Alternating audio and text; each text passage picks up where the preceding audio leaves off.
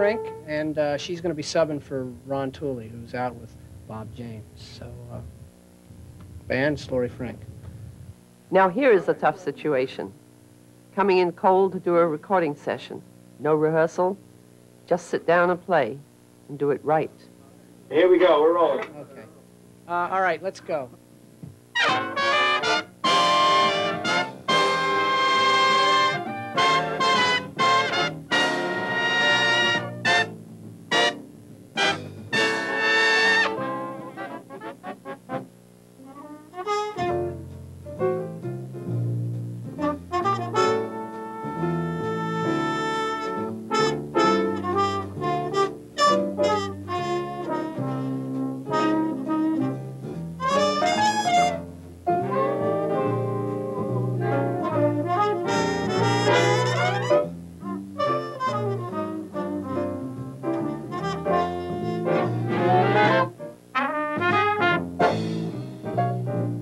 Laurie Frink is playing lead trumpet, perhaps the most difficult part in the band.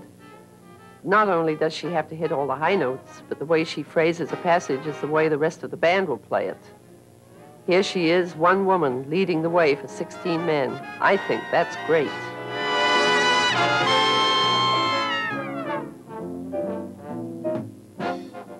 I'm Marion McPartland, and I'm happy to say that Laurie isn't the only one.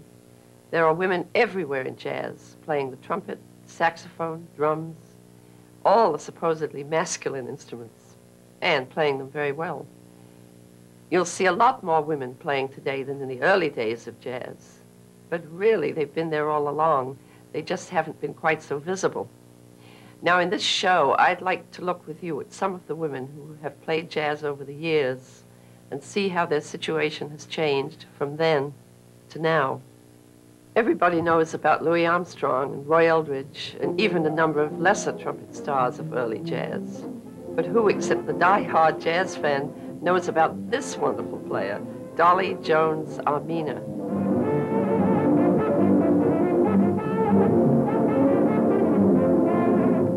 This scene is taken from a feature film made in 1936. But this tryout situation in which Dolly has to prove herself to some skeptical males is not just film fiction. It often was this way for female instrumentalists, and sometimes it still is.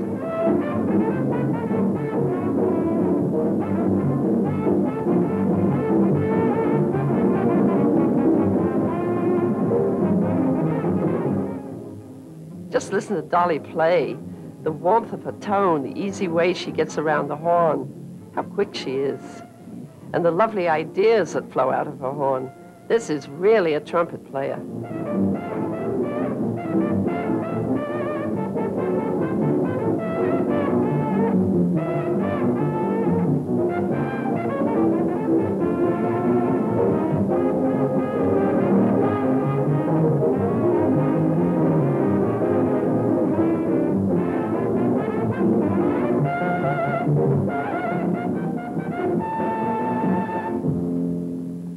We are fortunate to have this film of Dolly, but very little information on film, records, or books exists on other women instrumentalists, though we know they were around.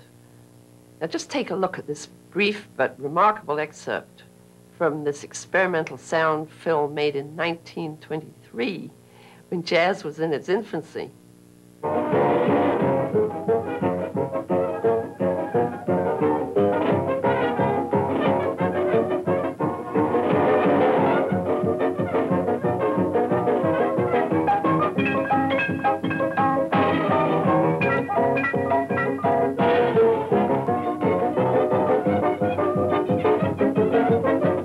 So even then, early in the history of jazz, there already was a group of women musicians playing all the jazz instruments.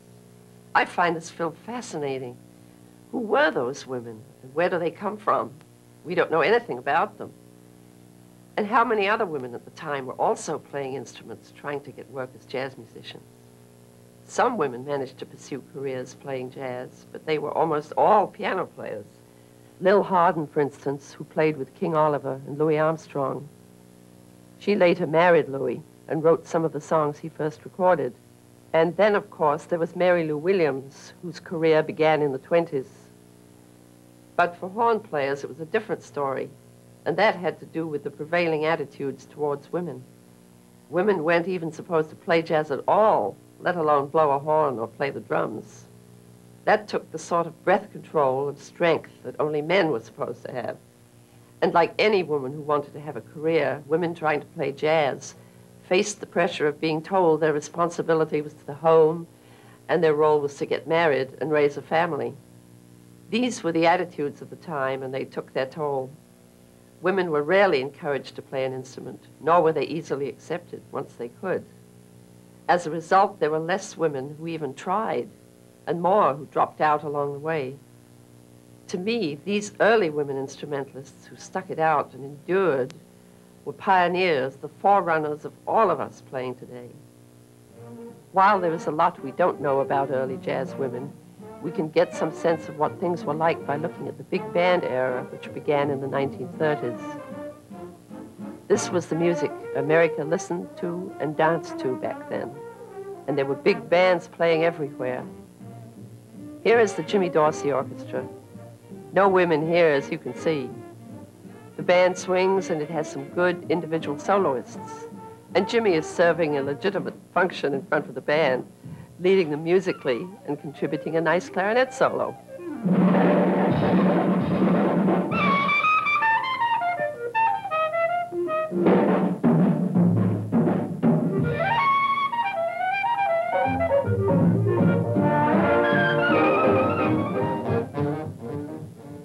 And here is what some of the best women players were doing at the time.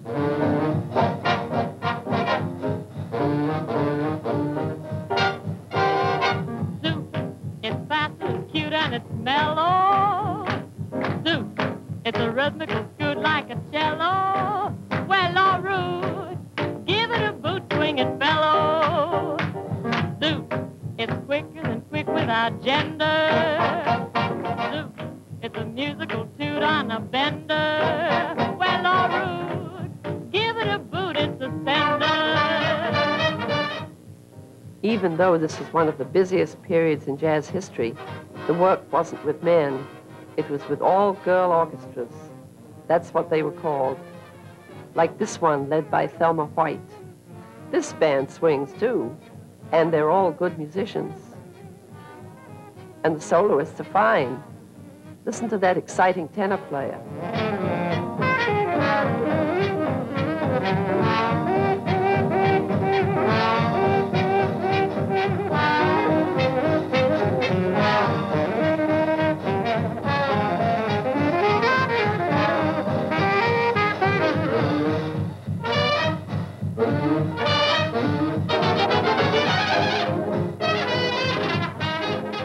The trumpet player sounds wonderful, reminiscent of Harry James.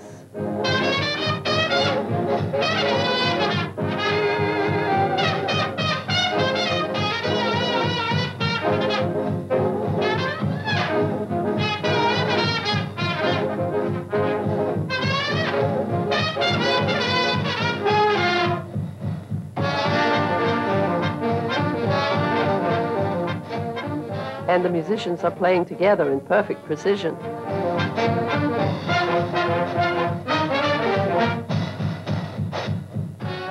But what is this poor woman doing out front? She's not musical. She's not really leading the band. She's not playing any instrument. She's out there for one reason, to add sex appeal, and she sure is working hard at it.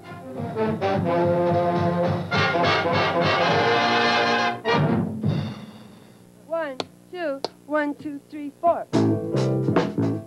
We just skipped 40 years to see how much the situation has changed since then. Can't get my motor to start. Can't get my motor to start. Can't get my motor to start. I can't get my motor to start. Can't you get it to go? No. Is your battery low? No, I don't think so. This is the dynamic Carla Bley, composer, instrumentalist, leader. This is her band. The musicians are men playing her music, music that Carla has written and arranged. The choke must be broke. Uh-oh. She's in front of the band because she belongs there, singing the tune, leading the musicians, and generally creating the sound she wants to hear.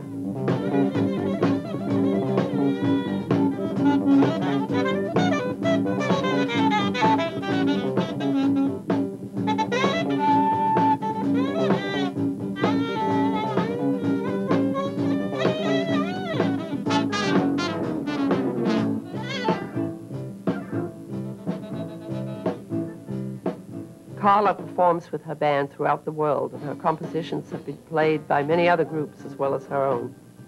Her music ranges from jazz suites to humorous songs like this one called Can't Get My Motor to Start.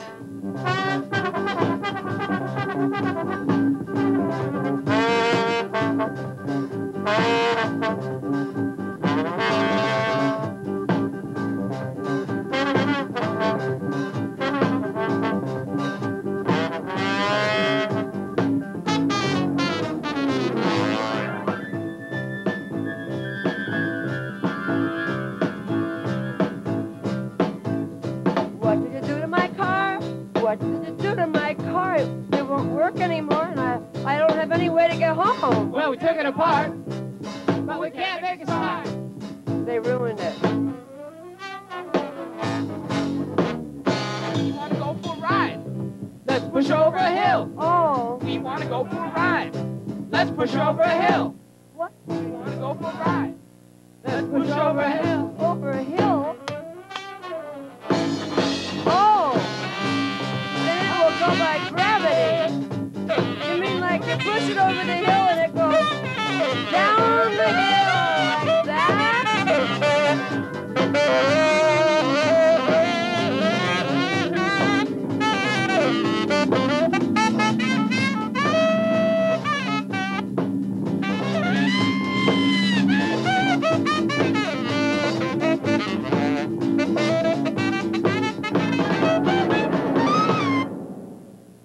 What happened between then and now? Frankly, for a while, not much. There were a few outstanding all-women bands in the 30s, like International Sweethearts of Rhythm. And in the 40s, some women managed to break into male bands. Woody Herman hired trumpet player Billy Rogers and vibraharpist Marge Hyams, and Marge later went on to play with George Shearing. In the 50s and 60s, there were more prominent instrumentalists coming to the fore, like sax player Vi Red, Mary Osborne on guitar, and trombone player Melba Liston, all of whom are playing loud and clear today. But it wasn't until the 70s when women began really asserting themselves in all fields that the jazz world started opening up to women instrumentalists. Of course, attitudes from the past did not disappear all at once. With my parents, it was finish high school. When you finish high school, do a bachelor's, go to a conservatory. When you finish with your bachelor's, then get a master's if you wanted. At that time, master's was optional. But you should teach because you need security. After you do all of these things, now you get married. And a lot of people find it very difficult to break out of that mold. What I did, I just simply left home.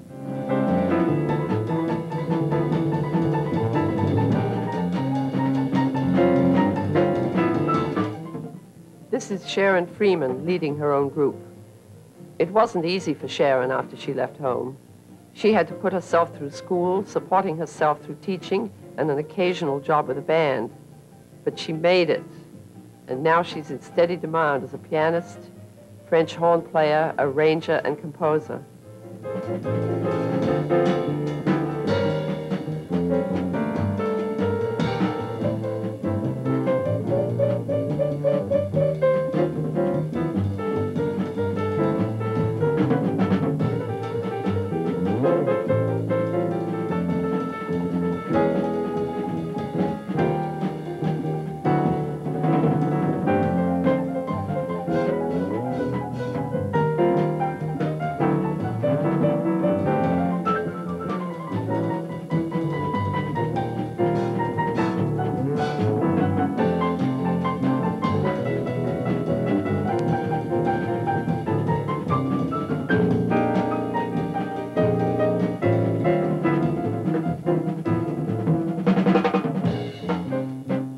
Unlike the early women instrumentalists, Sharon's first big break as a performer didn't come as a pianist. In fact, she got her first gig because of her ability as a French horn player. In recent years, the French horn has been included among the other instruments found in a jazz group. And being able to play good French horn is a distinct advantage whether one is male or female.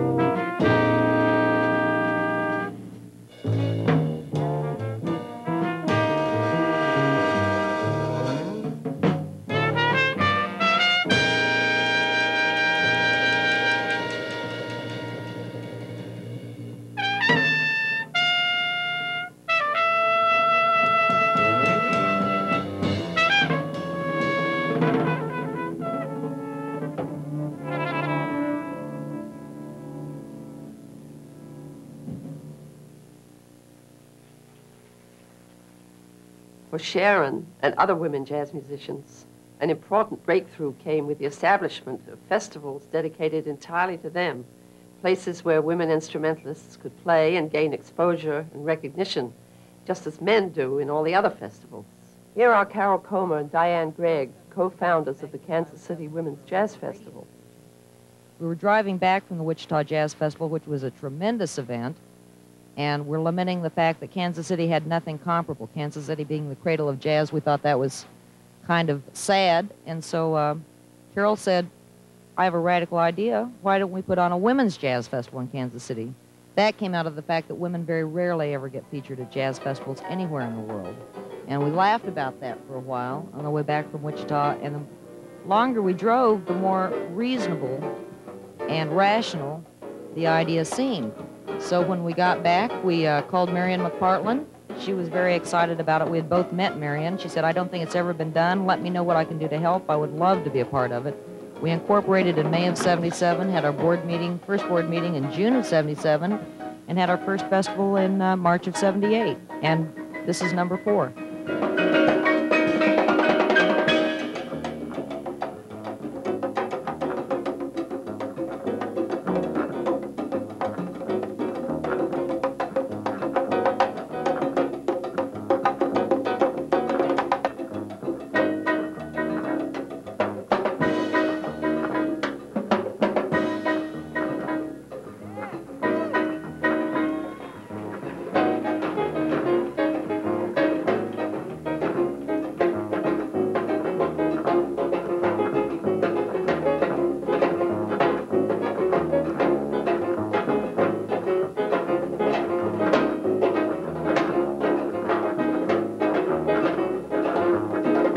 This group is called Alive.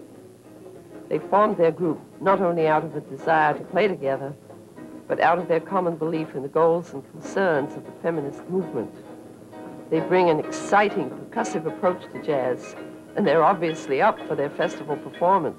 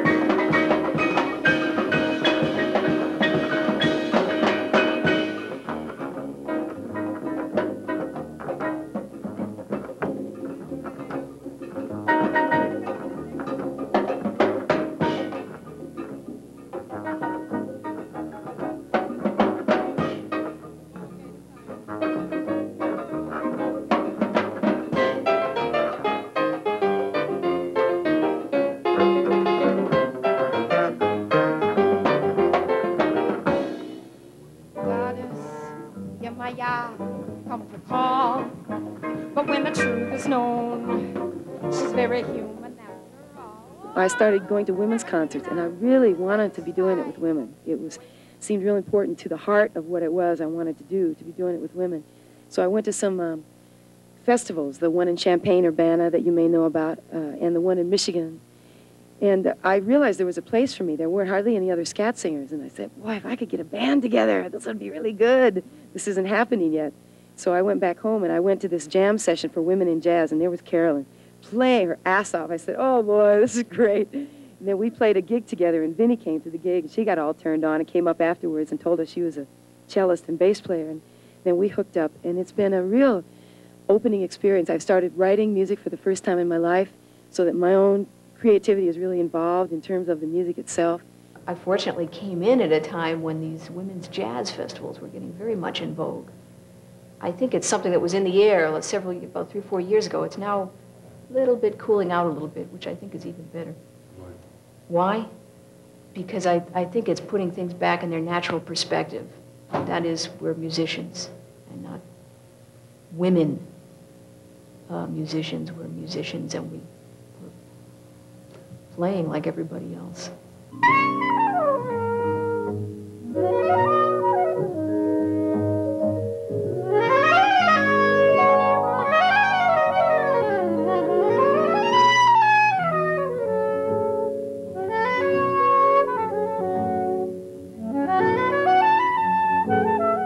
This is jazz saxophonist and composer Jane Ira Bloom.